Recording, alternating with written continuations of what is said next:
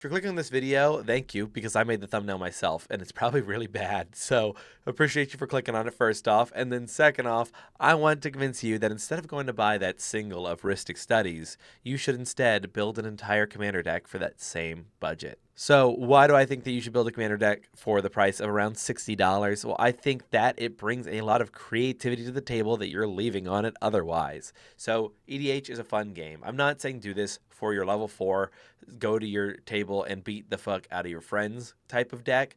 But I am saying that if your friends are more casual or they want to have a laid back game, that bringing out a deck that costs at least 60 bucks, or sorry, at most 60 bucks, will be a more dynamic and interesting game than one where you spent the optimized money amount to make this deck the EDH Rec deck of everyone's dreams. EDH Rec is amazing and an absolutely insightful tool, but it leads to a lot of decks playing the exact same. So when people bring out their Yuriko deck, you don't have to guess what they're going to do. If they looked at edhrec.com, you probably know what the game plan is going to be. It takes, I think, this bell curve of players, right? You start out, you don't know what EDH Rec is. All of your decks are very unique and probably very bad. And then you start to learn what EDH Rec is, and then all your decks start to power level, creep up a little bit because you're putting in more efficient cards, because some cards are 20 cents. But for this commander, function like a $20 a Chroma's Will or whatever the price of that card is now. But you start to get up here, and then you into the top of the bell curve where you're just building EDH Rec decks. Like you look it up, you slap in all the cards, 12 pet cards. It's still your unique product, but we all know what it's going to do because you followed the guide, which is awesome, and it's an easy way to get yourself to build a deck if you're just fascinated by Commander. But here's what falls off is when you go into EDH Rec, there are still going to be some good cards, but once you put that like limiter on for no card over $1, no card over $2, you start to find these new cards that aren't as efficient. But shit, dude, you're going to slap in 20 mountains, 20 plains, and run your Boros deck with all basic lands. It's going to cost you nothing. And then you can seed in cards you pack and crack. And that is a lot of fun if you can make and find a commander that can make efficiency out of low value cards. There are commanders who just will get more value per mile than other ones. So this won't always make the best deck. Sometimes it'll make a competitive deck, not CEDH competitive, but competitive with your friend group, competitive in its bracket, so to speak. And I think it's a lot of fun. So why do I think it's fun? Well, constraints create creativity. You have to do certain things. Everyone will know that if you're running this white deck that you're probably going to have Path to Exile, but maybe that's a $2 card right now. So it limits you. So you're like, what removal lies in white that's not this?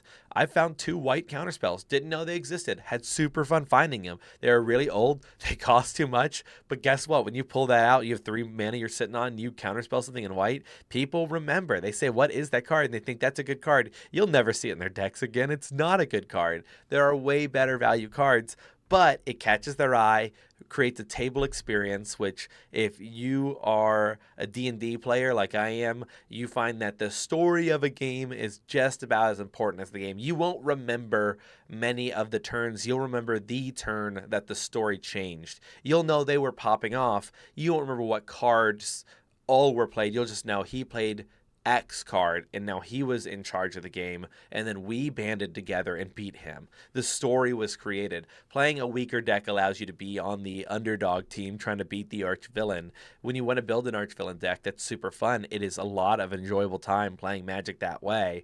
But I challenge you to look at your deck list, and when you're creating it, just scrap cards that are over like $1. And you're just going to be surprised at how many cards you'll be willing to go find. Now, I do suggest find a commander who takes value of low-cost cards. The one that I built out, just to give an example so I'm not just preaching and not showing, is Weta, or the Feather Redeemed. I initially was going to do Weta, I think. And so Feather the Redeemed. Why did I pick her? Well, she uses pump spells. Tell me the last time you saw a pump spells deck. I was infatuated by the Salubrious Snail video with the pump spells Xyrus deck, and I thought, well, I really want to do that, but I don't like just rip and tear. I want to build a Xyrus deck because I think the commander is cool, but probably not that one. So I do have another one if you want to maybe peek it at the end of this. I think it's a really funny idea. But you start out with this idea of, okay, well, I want to build Feather. I want to use pump spells. Those are going to be cheap. And so if you ever see a card that says, oh, use all these cheap cards, like there's maybe enchantment creatures. I don't know if they're expensive across the board, but there were a lot of stuff like that in Theros. So you decide I'm going to do it like an enchantment creatures deck because there's a lot of support for it. There's definitely going to be some cheap cards, and there's probably a commander who says enchantment creatures become strong. in some way, shape, or form. And that's where you can get a lot of value because that commander might be really cheap.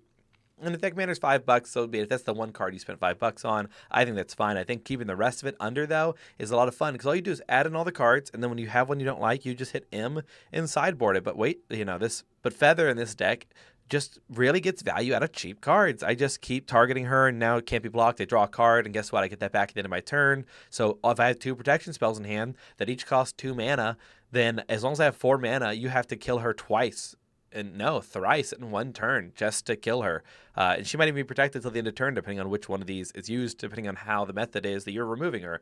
So I think it's super cool. It's super fun. And I wouldn't have built this deck this way had I not just looked up and seen, oh, she's cheap. I bet I can make this deck cheap. And it was a lot of fun finding cards that take the value out of this heroic or valiant trigger where you get to target them and then they buff other people. So super cool and a lot of fun. Wouldn't have happened without the thought of, ooh, what if I made this deck cheaper? When I look at all my architect lists, I don't have as many cheap ones as I want. I do have another that I built that was very inexpensive. I built myself a Glunch deck, and I think I did that for, I think it was $80 because I already had cards. I traded in for the whole deck. I didn't pay a dime when I went to the store, but you could end up making expensive versions of these decks. And what I mean by that is that I have this Danitha, right? She costs $591. Well, right now, if I were to buy her with the cards I own, she's $249. This has changed. I now own another one of those cards because I'm slowly working towards this deck. I want to have it one day in a more expensive format.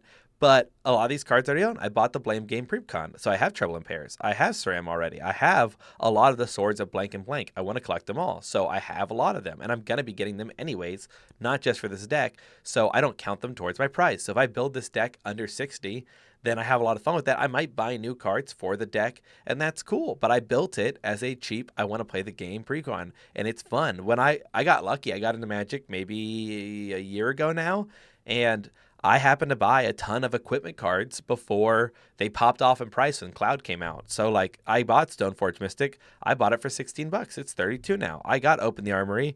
It was $1 or maybe 30 cents when I got it. Sigarda's 8 is now up to like, 21? I bought it for 10. And I was like really debating buying a $10 card. I was like, I don't know. So the other like secondary value of this game plan that I think is very fun is the fact that you buy these cards for really cheap and you don't know what the world will turn into. You don't know what cards will go up in value. So you built this shitty, stupid deck and you're like, this is kind of fun. I'm having a great time. I'm playing with my friends. We're all enjoying ourselves. So what can I do? Build more decks because it's cheap. I can build another. And so you build another and you have your fun. You just decide, you know what, disassemble that one and roll the only expensive card you did buy because you decided to buy one to treat yourself. Or you bought it later. You roll it into your bulk. And next thing you know, you're building $1,000 decks for practically $60 because the only additional cards you need are like 2 or 3. And so your maybe $60 purchase now is one card. But you came from the principle of this commander deck will cost me 60. So it slowly builds into an expensive collection of cards because out of these 100 or these 99 cards, if you start to cycle through decks like I do at least, some people just build it, keep it forever. I can't do that. I keep my bulk. I keep one of each copy. But if you do this, if you build 10 decks in the year, you'll have, paid $60 for 1,000 cards. And there's going to be, of course, overlap in that. So just call it, take out the lands. Say that you do like 40 lands per. You're going to have some unique lands. So we'll call it 650. You have 650 new cards. What are the odds that one of those cards you bought for real cheap got support during that year? And now is $8, is $9. And what's the odds that more of them have done that? And now you can take this set of bulk that you bought for rock bottom price, and you can run on out of the store, your local LGS, and you can say, hey, I'd like to buy that expensive card I've been eyeing. And you're going to get it for practically free. So that's a way, I think, to enjoy Magic, keep it cheap, keep it fun, and be friendly at the table because your deck's not going to roll over anyone unless you're just a god tier deck builder. I think the cheap restriction keeps you on the fun end of the spectrum. You're pretty much limited to 3 and below. I don't think you can reach that 4 without digging a little deeper in your pockets, depending on your pod. If your pod is all pauper players, then maybe you can. You can be the legend that they deserve to have, ruining their day. So have that. Have a pre-con. You pretty much paid the same price and had an equal amount of fun. So thank you all for watching. If you have any questions, leave in the comments down below. If you have any questions about the decks I run, I now only have 2 decks, a pre-con, Mothman, and then my Glunch deck. and I just put back together like a Blame Game Precon upgrade little package. I just took it apart, and now I decided, nah, I want to play that again. So I've put it back together in a way, and I'm having fun with it. So if you have any questions, like I said, drop them down below. If you have a Sword of Blank and Blank and you want to give it to me for free, don't keep it. It's worth something. Take care.